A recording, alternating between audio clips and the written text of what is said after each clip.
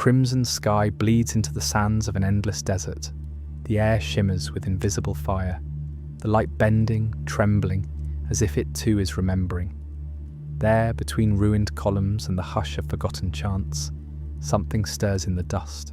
Not a creature, but a pattern, a spiral scorched into stone, older than names, older than even gods. And within its spiral, the secret breathes, a bird that is not born and never dies, yet has died 1,000 times.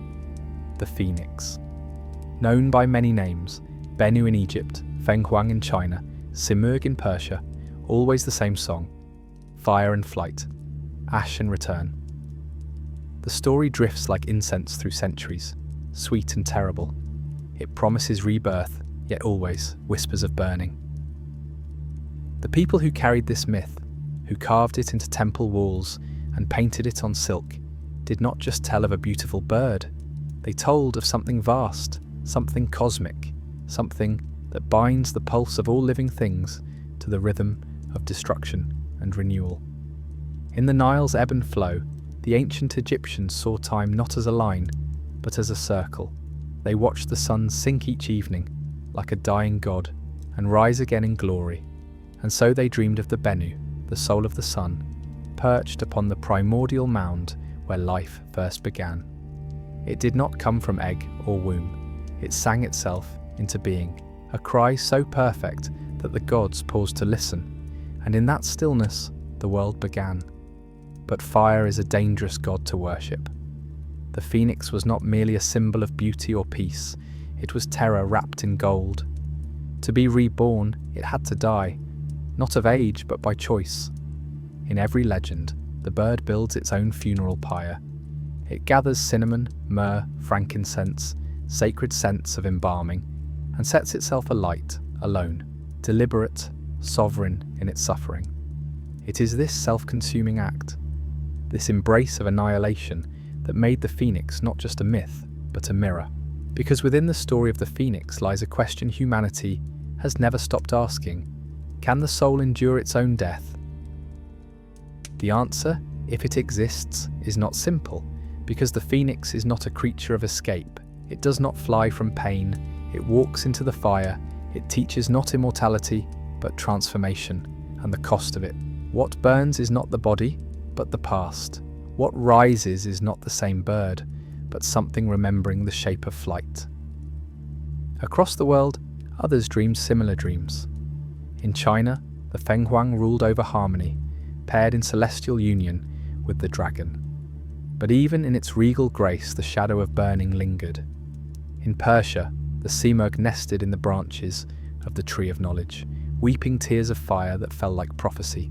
Always the bird is alone, always it is watching. What kind of being watches the world burn and calls it rebirth? The myths do not say, they only show us the spiral. Life into death, death into life, endlessly. Not a cycle of comfort, but one of fire. The phoenix does not age, it accumulates memory, and memory, unforgotten, can become a weight heavier than death itself. So the bird returns to the fire, not to escape life, but to burn what cannot be carried.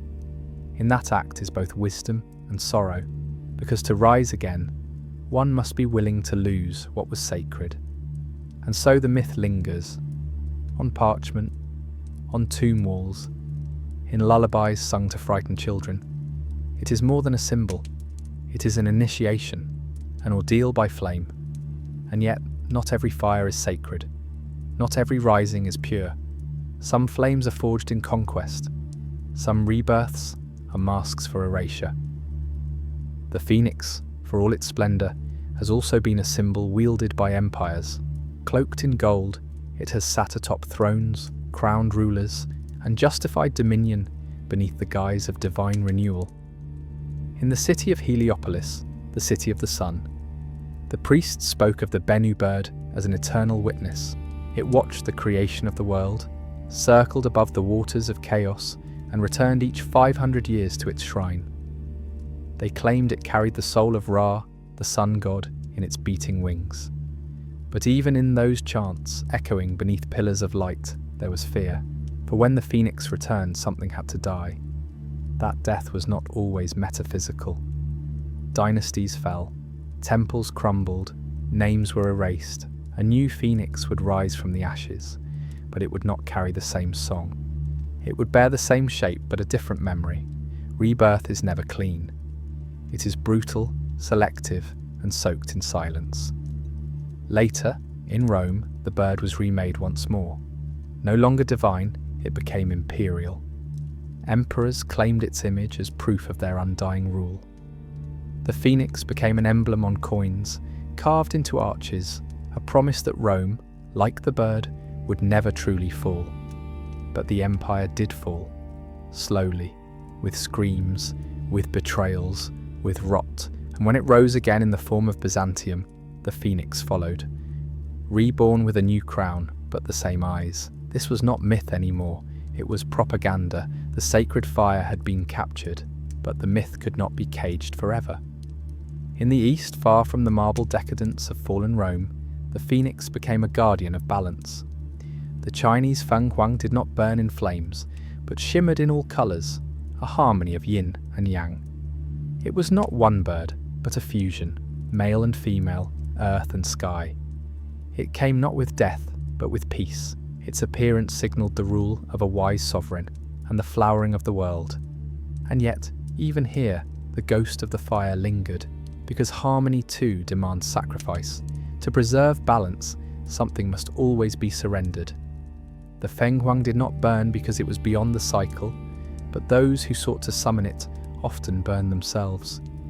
The emperors who claimed its favour found their palaces in flames. Their harmony was fragile, and the myth made no promises. The phoenix is not loyal. It does not serve kings or gods. It serves the fire, and the fire serves only one law. What is false must burn. This law is terrifying. It strips us bare, because the phoenix myth is not simply about resurrection. It is about what must be destroyed to make resurrection possible. Pride, illusion, power, even memory. In its most sacred form, the phoenix is not a promise. It is a trial, a crucible that asks, what will you sacrifice to begin again? It is no wonder, then, that the phoenix appears in dreams, in visions of the dying, in stories told by those who have lost everything. Because in that lowest place, after the loss, after the collapse, there is only one truth left: the fire. And in that fire, the old world ends, but ending is not defeat. The phoenix teaches that death, when embraced consciously, becomes the gate to something new. Not rebirth as a return to what was, but rebirth as transformation, the shedding of form, the burning of certainty, the leap into mystery. This is why the myth has endured, because even now, even today, in the quiet spaces of our minds, the phoenix still waits. It waits in the cracks between endings and beginnings, in the moments when a breath is held too long, when the silence after collapse hums with strange potential. It waits, not as a saviour, but as a presence, ancient, unblinking, and patient as time itself. Not every soul hears its call, but those who do are never the same, for the phoenix does not appear to the triumphant. It comes to those on the brink, the broken, the exiled, the ones who have watched their identities burn in the fires of loss. It is there, in the hospitals, the ruins, the locked rooms where grief folds inward. A flicker in the mind, a whisper in the dark, not a voice, but a knowing, that something must end before something true can begin. In early Christian texts, long before the myth was dismissed as mere metaphor, the phoenix was adopted as a symbol of resurrection. Christ too rose from death, and so the ancient bird became part of the sacred lexicon. But where Christ was divine, the phoenix was elemental. Its resurrection was not a miracle of grace, but a ritual of destruction. It did not ascend. It immolated, and the ashes were not left behind. They were consumed. This subtle distinction reveals everything, because the phoenix does not carry us away from the world. It returns us to it, transformed, reborn not in perfection, but in wisdom. Scarred, yes, wiser, certainly, but changed in ways that cannot be undone. In that sense, the phoenix is not a promise of escape, it is a demand for reckoning. There are stories whispered through generations that those who witness the phoenix never speak of it the same way twice. Some say it sang, and the song healed them. Others say it stared into them, and everything false inside crumbled.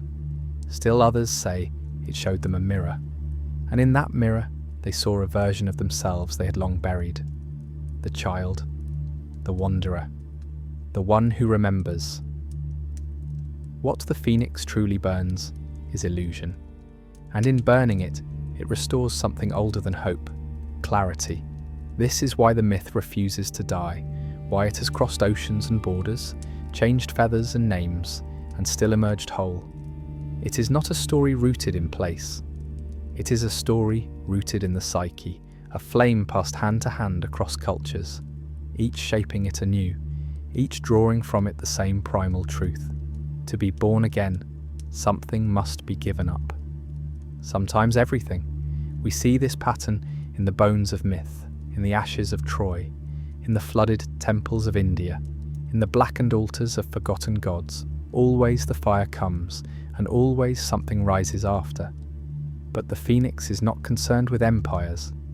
It is concerned with souls. It does not judge, it tests. Not through cruelty, but through reflection. Are you willing to burn? Are you willing to see what survives the fire? Most are not. Most cling to the ruins, to the ashes. They mistake survival for resurrection, but the phoenix teaches that survival is not enough. You must choose to rise, and rising is not an upward flight. It is a descent through fire, a descent that purifies, not punishes. This is why the phoenix is feared as much as it is adored, because it demands authenticity, not power, not purity, only the truth of who you are when all else is gone. And so, it waits, in dreams, in despair, in the trembling before decision. Because fire does not come to destroy, it comes to reveal. But what if what is revealed is not redemption, but deception? There is a shadow that clings to the phoenix myth, one rarely spoken, one almost completely buried by centuries of reverence and gold. It whispers of a secret inversion, a forgotten origin, not of hope, but of horror. Because before the phoenix was the symbol of rebirth, before it was crowned by priests and praised by poets, it was something far more disturbing, a warning. In the oldest fragments of the myth, not the polished scrolls of empires, but the fragments scratched into bones and buried beside nameless graves, the phoenix was not a solitary hero. It was a destroyer, a flame that came not to save, but to cleanse. Villages would speak of it arriving not after the fire, but before. It did not rise from ashes. It summoned them. These early accounts were silenced, rewritten, overwritten by centuries of theology and empire, but some remnants remain. In desert tribes, elders still whisper of the false bird, a being of brilliant plumage whose light blinds the eye to its true purpose. It comes bearing beauty, but leaves only char. It offers rebirth, but only for those who surrender completely. The rest are lost to smoke. What if the phoenix was never meant to be followed? What if the myth was not a path, but a trap? This is the contradiction that emerges when we begin to peel back the layers. Because for every story of the phoenix granting wisdom, there is another where the fire consumes too much. There are tales of seekers who burned so fully that nothing remained. No soul, no self, just a husk repeating the myth as if possessed.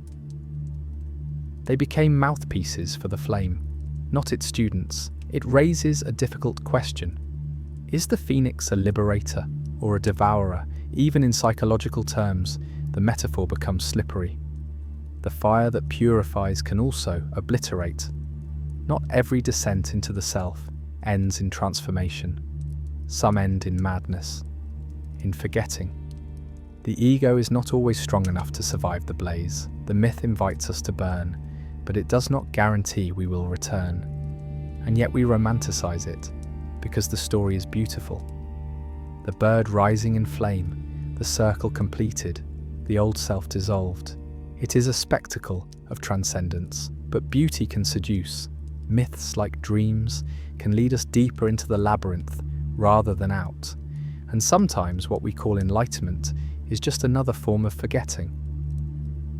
This is the hidden paradox of the phoenix. It teaches that death is necessary for rebirth, but says nothing of what survives. It promises flight, but does not describe the sky.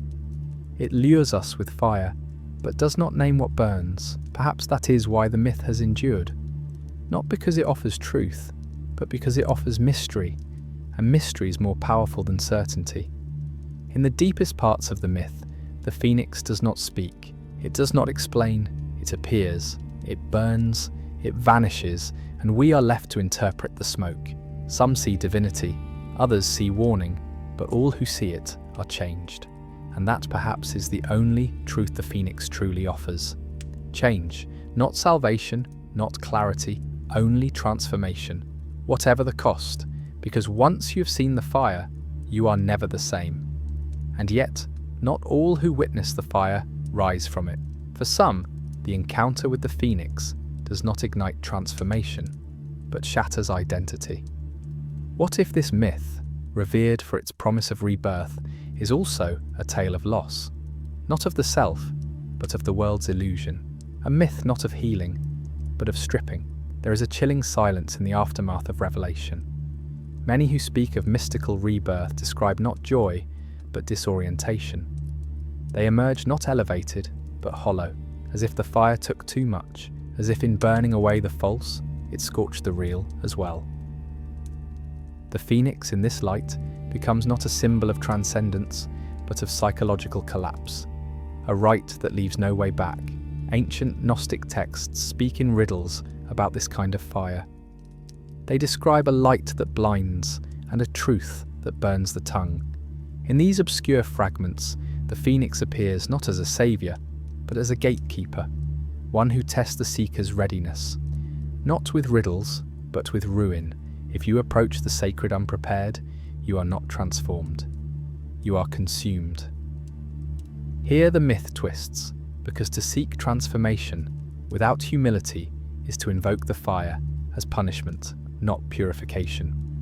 Those who desire the phoenix for power, for escape, for egoic rebirth, find themselves undone.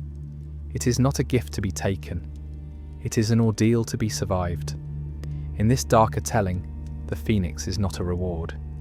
It is a challenge issued by the cosmos itself. Are you willing to lose what you love most in order to become what you cannot yet imagine? That question haunts every mythic seeker. In the Sufi tradition, there are stories of travelers who sought divine union and instead lost their names, their minds, even the memory of their families. They burned in silence for years, speaking only in fragments, unable to explain what they had seen.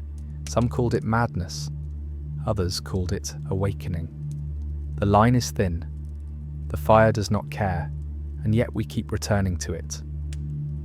Even now, in an age of rationalism and wires, the phoenix flickers behind our collective consciousness. It appears in art, in music, in dreams of burning cities and glowing birds that whisper without sound. We are drawn to it, moths to flame, because deep down, something in us knows the truth. Without death, there is no change. But what if that change is not beautiful? What if it is brutal? Not a rising, but a reduction. The phoenix myth, when seen through this lens, becomes a meditation on ego death, the annihilation of the self, not as punishment, but as the only door through which new awareness can enter. It is not a comfortable process. It is disintegration. The myths never show us what happens during the burning, only before and after. The middle is unspeakable, because it is not a place of language. It is a place of unmaking, and still the phoenix returns, because even in its horror, the myth speaks to something essential, that the self we cling to is a mask, that beneath the ash is not a better version of ourselves, but a truer one, stripped, fractured, whole. The fire is not the end, it is the mirror, a mirror that reflects not who we are, but who we must become. And yet, what if the reflection is not singular? What if the phoenix does not reveal one destiny, but countless selves, layered like rings within a tree, each one burning in turn? Perhaps what we call rebirth is not a return to essence, but a dance through illusions. Each fire peels away a mask, but beneath every mask, another waits. It is here the myth turns inward. No longer a cosmic drama, no longer a symbol etched on stone or coin, but a process unfolding within the soul. The phoenix, now, is not outside us, it is within. Not a bird in the sky, but a memory in the marrow, ancestral, buried deep, older than language, a force that knows when it is time to break. Modern psychology might call it transformation, the shedding of identity, the death of outdated roles, the painful liberation from the cages we once built for safety. But the myth speaks with older words. In its language, the phoenix is not an idea, it is an initiator. It comes when the psyche can no longer hold the weight of its contradictions. It arrives when the life we've built can no longer contain the truth of what we've become, and in that moment, the fire begins. But it is not literal, not visible.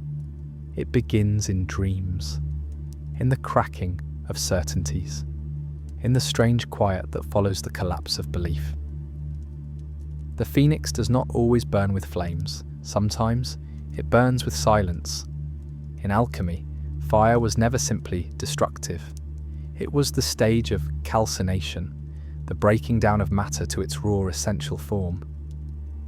The alchemist watching lead turn to ash was not merely experimenting with elements. He was dissolving the ego, preparing it for recombination. The phoenix too is an alchemist. Its fire reduces the self to essence, so that a new synthesis might arise. But this synthesis is not guaranteed. Many myths describe failed transformations, souls who encountered the phoenix, but fled before the burning completed. They emerged half-formed, haunted, still clinging to what had already been taken. They carried fragments of themselves that could no longer live. Their songs became dissonant, their lives repetitions of an unfinished flame. The myth warns us, you cannot fake the fire. To rise, you must descend fully, not into death, but into dissolution. You must be willing to forget the names you once used to define yourself, to release the roles that brought you praise, to let the fire touch not only your pain, but your pride.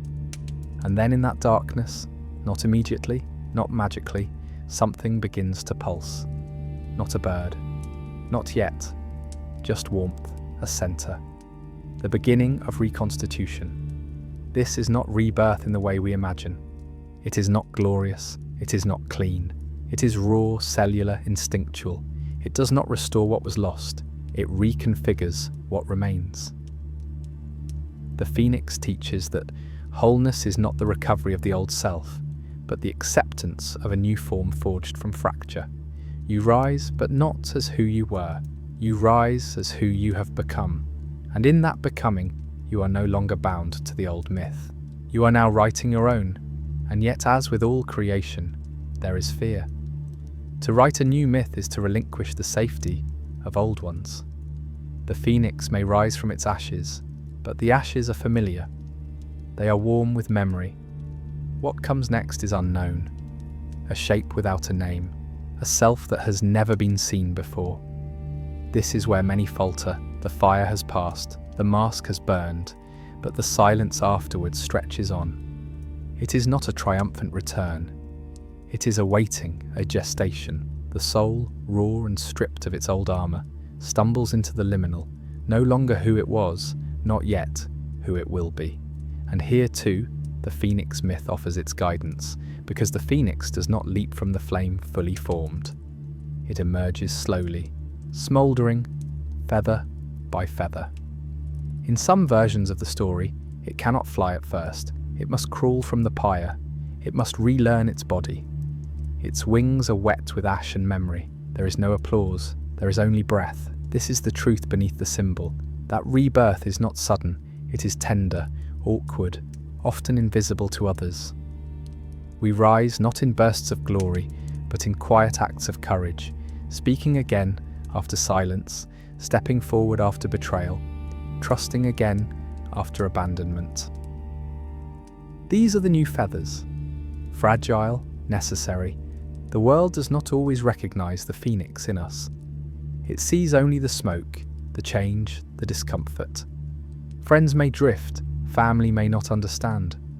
Society worships consistency, and the myth of the phoenix is anything but consistent. It is chaos turned sacred. It is transformation as sacrament. And those who walk its path are often alone. But alone is not the same as lost. In solitude, the new song begins, a song not sung for others, but for the self. A song that contains the ache of everything, burned, and the wonder of what has survived. This is the true music of the phoenix. Not the scream of combustion, but the murmur that follows, the chant of becoming. Ancient mystics spoke of the second birth, a moment not marked by ritual, but by internal knowing. A threshold crossed when the soul reclaims its shape, not as inheritance, but as invention. The phoenix, too, marks this threshold. It is not the fire that defines the myth, it is the flight that follows. And this flight is not upward, but inward. It dives into the hidden realms of the self, exploring the forgotten corridors where lost dreams and exiled truths still echo. The phoenix does not ascend to escape the world. It returns to embrace it, but as something new. It no longer fits into the mold that once contained it. It has outgrown its history. Here, the myth reaches its deepest note, because to be reborn is not to become someone else. It is to become more fully who you have always been. Not a shedding of truth, but a shedding of distortion. The fire burned away the lie. What remains is the original pulse, ancient, silent, and true. This is the essence of the phoenix. Not immortality, not escape, but the right to begin again as yourself. And yet, what if the self that emerges is not only yours? What if the phoenix carries more than memory? What if it carries lineage? In the myth's deeper layers, there is a hidden thread often overlooked, the inheritance of flame. The fire through which the phoenix passes is not a solitary ordeal, it is ancestral. It burns not only the illusions of one life, but the traumas of many. To rise again is not just to reclaim the self, it is to carry forward the voices of those who could not rise. This is the second truth of the myth. The first is personal, the second is collective. The phoenix in this light is not merely a symbol of transformation, it is a vessel of ancestral reckoning. In many traditions, fire is not destruction, it is purification. And what it purifies more than anything is memory. In the deserts of North Africa, elders speak of dreams where the phoenix appears with eyes that contain the faces of the dead. It lands beside sleeping children and sings to them, not with sound but with remembrance. The children wake crying, unable to name why. They have been marked, not by trauma, but by inheritance. This changes everything, because the myth now is not only yours to live, it is yours to complete. In cultures shattered by exile, colonization, or silence, the phoenix appears not as a solitary figure, but as a lineage reborn, a people rising from genocide, a tongue re-emerging after centuries of erasure, a song returned to the land that once forgot it. These too are phoenix stories, not of individuals, but of nations. Spirits, peoples who walked through fire and emerged singing. And so the fire shifts. It is no longer only a psychological metaphor. It is historical, political, sacred. The phoenix becomes the myth of survival, where survival was forbidden. It becomes the soul of those who endured centuries of burning, not once, but over and over again, and still refuse to disappear.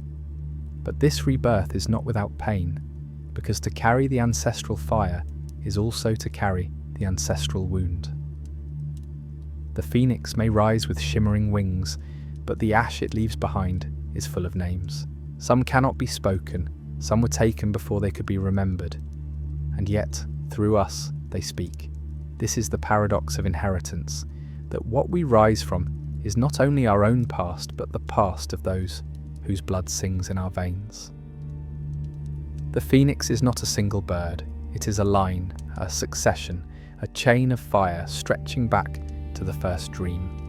Every time it burns, the next one is born from its ash, not a clone, not a copy, but an echo shaped by a deeper rhythm. You are not the first to burn, you will not be the last to rise, and what you do with that flame, how you carry it, how you speak it, how you honor it, becomes the seed for the next phoenix. This is how myths survive, not by being told, but by being lived. And in living them, we become more than storytellers. We become the story itself. But what if the story was never meant to be understood? The deeper you walk into the myth of the phoenix, the more it begins to unravel. Its symbols twist, its promises tremble. What began as a tale of rebirth becomes something far stranger. A ritual without a priest, a fire without a center, a creature whose truth cannot be fixed. And perhaps this is the point. Perhaps the phoenix was never a story of answers. Perhaps it is a koan, a sacred riddle meant not to resolve, but to transform through its very refusal to be solved. For every culture that revered the phoenix, there is a shadow tradition, a whispered counter-narrative. In these, the bird is not rebirth, but recursion, not transcendence, but entrapment. It does not rise into freedom. It rises into repetition. The same fire, the same suffering. Again and again. What if the phoenix is not the image of liberation, but of eternal return? The philosopher Nietzsche wrote of this very terror. The eternal recurrence, the possibility that we are doomed to live the same life, make the same choices, burn in the same fire forever, unable to escape the loop. And the phoenix, rising endlessly from its ashes, begins to resemble this nightmare. Its immortality becomes a cage, its songs a scream. What if rebirth is not progress? What if it is stasis in disguise? This is the second twist of the myth. We thought the phoenix offered a path forward, but now it offers a mirror to the futility of false transformation. How many times must we burn the same illusions?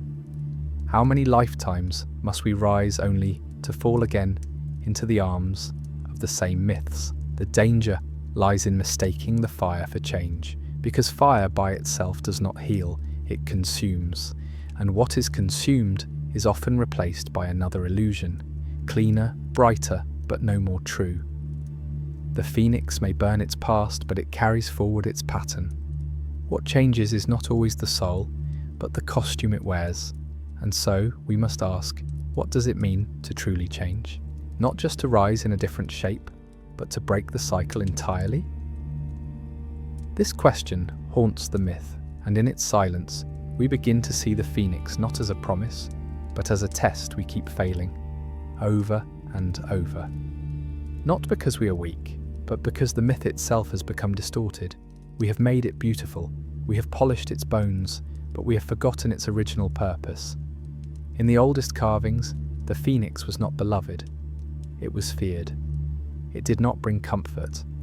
It brought endings. Its fire was not a balm, it was a judgment.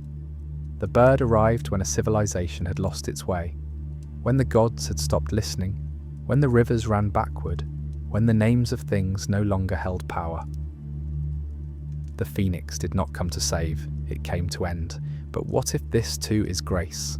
What if the gift of the phoenix is not that it lets us rise, but that it forces us to confront what we must let die? This is the inversion, the twist, the sacred betrayal, that the phoenix does not free us by giving us flight, but by taking away everything that keeps us from falling. Only then can something truly new be born. Only then can the myth breathe again. And yet, to breathe is not to speak. The phoenix, for all its fire, has no voice of its own. It does not explain its flight. It does not justify its flames. It burns, it dies, it rises, and we, trembling beneath its shadow, are left to make meaning of its silence. Perhaps this is the final inversion, that the phoenix is not a symbol to be deciphered, but a mirror that reflects what we bring to it. For the mystic, it is rebirth. For the cynic, a lie. For the wounded, a hope. For the wise, a warning. The myth is not fixed. It is fluid, molten, flickering, like the very element it embodies. And maybe this, above all, is its truth, because what is fire if not change itself? Not a shape, but a process. Not a thing, but a becoming. The phoenix, then, is not a bird. It is not a god. It is not even a myth. It is a threshold, a liminal doorway we are meant to pass through, not worship. To treat it as doctrine is to miss the point. It is not here to be believed. It is here to burn. But burn what? Not the body, not the soul. The phoenix burns the false story, the one we tell ourselves to keep from breaking, the story of who we think we are, the myths we inherit that keep us small. The phoenix does not ask for faith, it asks for surrender. This is why it terrifies us, because we have spent lifetimes building identities, layering masks, performing roles that feel safe, and the phoenix arrives not to destroy us, but to ask a question we cannot answer without losing everything. What is left of you when the story ends? That is the fire. And that is why, in the deepest spiritual traditions, the phoenix is not a path for everyone. It is not a gentle transformation. It is violent in its honesty. It will not let you keep what is broken. It will not let you hide behind sacred words. It will take your beliefs and burn them until all that remains is what you cannot name. And yet, from this unnameable place, life begins again. Not the old life, not the new life, but the true one. The one that doesn't need to be told or proven or praised, the life that simply is, a presence, a breath, a pulse that echoes not forward, but inward, to the center, to the seed, to the silence that existed before language. In that silence, the phoenix waits, not to rise, not to fly, but to remind you, you were always the flame, not its victim, not its student, its source. And so the myth turns once more, not toward endings, not toward rebirth, but toward presence, the eternal fire within the fire. The phoenix is not coming. It is already here, not in the sky, not in the ash, but in the quiet truth that survives every collapse. You are not becoming the phoenix. You are remembering that you always were, but memory, like fire, does not illuminate all at once. It flickers, it dances in shadows. What we remember is not always clear. It comes in fragments, symbols, echoes from a time before we were taught what to forget. And so, to remember that we are the phoenix is not to grasp a fact. It is to feel the heat of something ancient stirring within the ribs. This is the soul's true awakening, not a blinding vision, but a slow ignition. In the quiet aftermath of collapse, when the ashes have settled and no songs remain, the real work begins. Not rising, not yet. First comes the sifting, the patient search for what survived, a charred feather, a glowing coal, a whisper beneath the soot that says, begin again, but begin from truth. And truth, here, is not absolute, it is relational. Felt, lived. It is the pulse that steadies when you stop performing, the silence that deepens when you stop explaining, the small holy ache of standing bare before the mystery of your own becoming. In this space, the phoenix myth is no longer a story. It is a prayer, a movement, a rhythm beneath the skin. Many traditions speak of the fire within, the divine spark, the sacred ember, the inner sun. But they do not always name it. Perhaps that is wise. The phoenix too resists naming, for every name is a limit, and the flame that dwells within us was never meant to be contained. It shifts, it flows, it transforms every time we try to fix it in language. This is why the phoenix has no permanent form. Sometimes it is a bird, sometimes a woman with burning eyes, sometimes it is nothing at all, only a warmth in the bones, a shimmer in the dream. It appears as we need it, not as we expect it. It is not bound by image, it is a process, a consciousness, a sacred disassembly of what no longer serves. And so, to live as the phoenix is not to master fire, but to befriend it, to allow its lessons to arrive in the form of endings, of unravelings, of deaths both large and small. Each heartbreak, each surrender, each identity shed like a shell. These are the altars where the phoenix sings. But the song is not for the world. It is for you. It is how you know you are still alive, not just breathing, but becoming. Because to carry the phoenix within you is to live in a constant state of unfolding. You do not arrive, you emerge again and again. You are not building a throne, you are building a doorway, and through it, the unknown waits, not to destroy you, but to meet you. This is the sacred wound of the phoenix, that nothing permanent can remain. That even love, even peace, even wisdom must burn, must change, must die and return in new forms.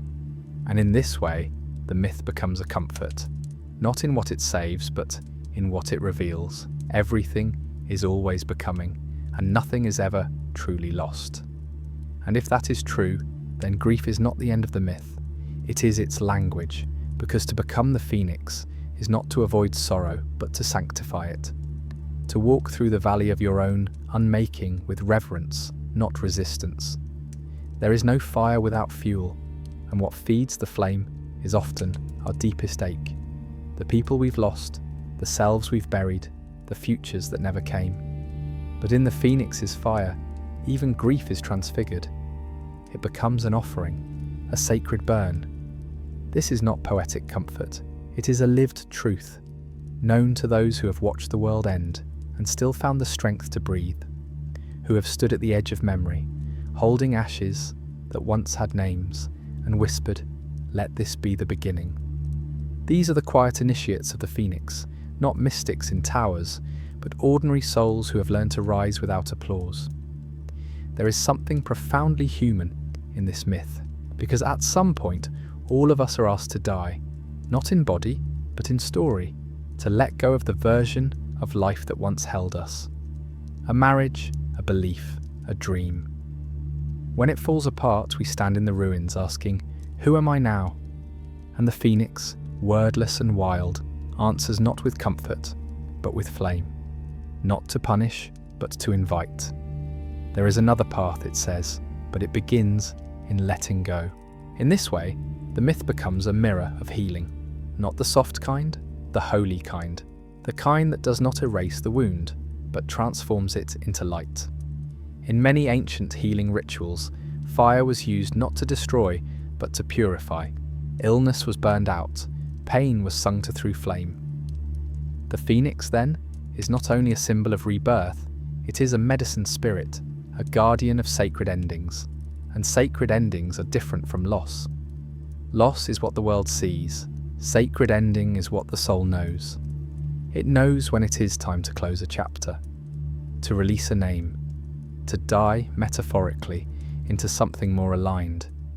And in those moments, when everything seems to fall apart, the phoenix appears, not to fix, but to hold.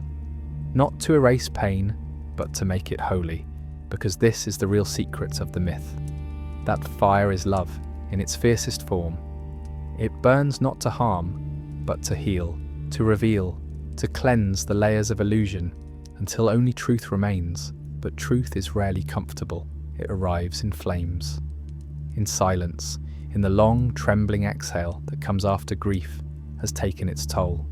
And in that breath, we feel the ember, the pulse, the promise that something, someone, still lives inside the ash.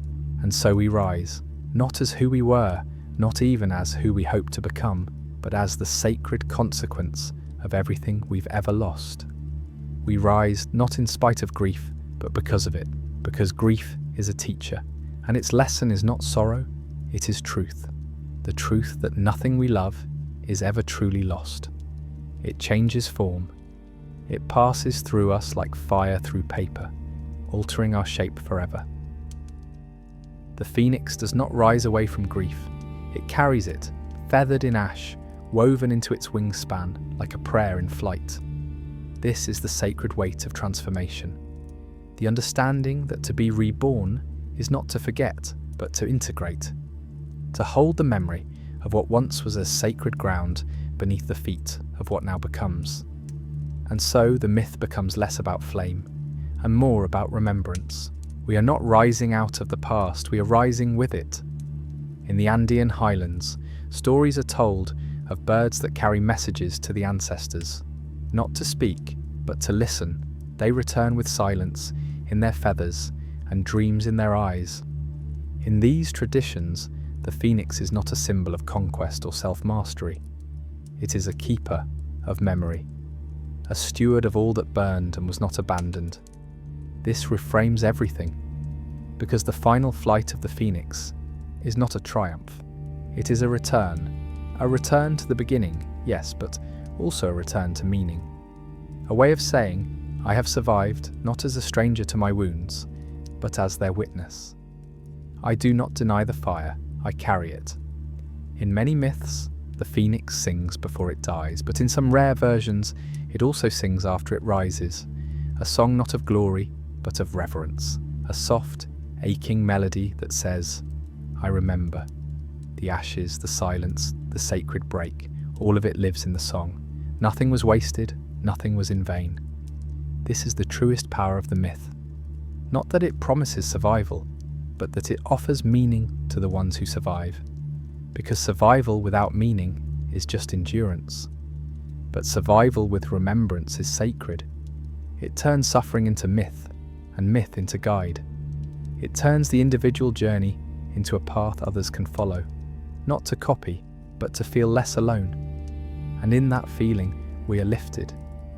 We are lifted not by wings, but by belonging to a lineage of souls who have burned and risen, to a hidden tradition that says, the fire is not your enemy, it is your inheritance, and in accepting it, you become not just the one who transforms, but the one who holds space for others to do the same. This is the deepest offering of the phoenix, not its fire, not its rebirth, but its presence, to be the flame that does not consume, to be the light in someone's darkness, to become the myth, not as symbol, but as sanctuary. And that sanctuary begins in silence, in the tender stillness after rising, the place where the feathers dry, where the smoke clears, where the story, long buried beneath suffering, begins to tell itself again, not louder, but truer. That is where the phoenix waits, not to dazzle, but to remember. And yet in remembering, a new paradox emerges. What if the phoenix itself does not exist, not as a creature, not even as a symbol, but as an illusion, a necessary mirage our psyche projects to survive collapse? Perhaps the fire, the rebirth, the song are not events that happen to us. Perhaps they are metaphors born of the mind's refusal to accept true annihilation. The phoenix, then, is not a guide. It is a ghost, a beautiful lie stitched together from the fear of endings. But even a lie, when believed deeply enough, becomes a medicine.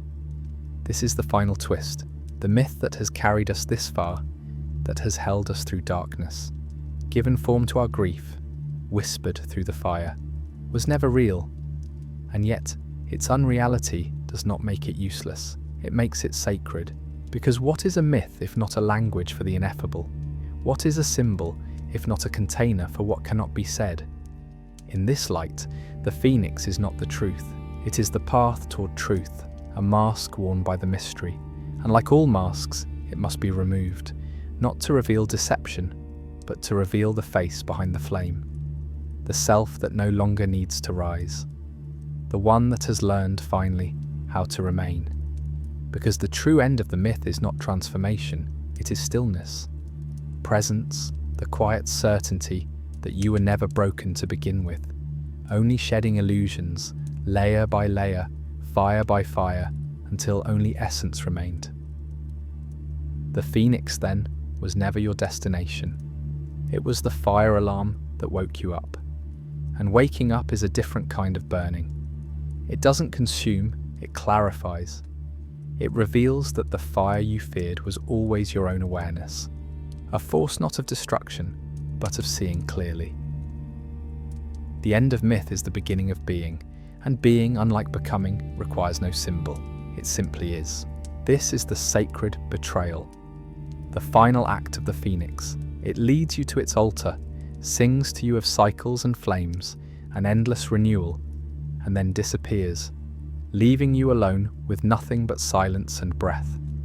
And in that moment, you realize the myth has done its job, not by giving you answers, but by giving you back to yourself. No more ash, no more wings, just the world, raw and unfiltered, waiting to be met without illusion. And somehow, this is not a loss. It is the ultimate liberation. Because now, you can walk through fire without naming it. You can lose everything without becoming lost. You can let go of myths, even the ones that saved you, and trust that what remains is enough. No rising, no burning, just being.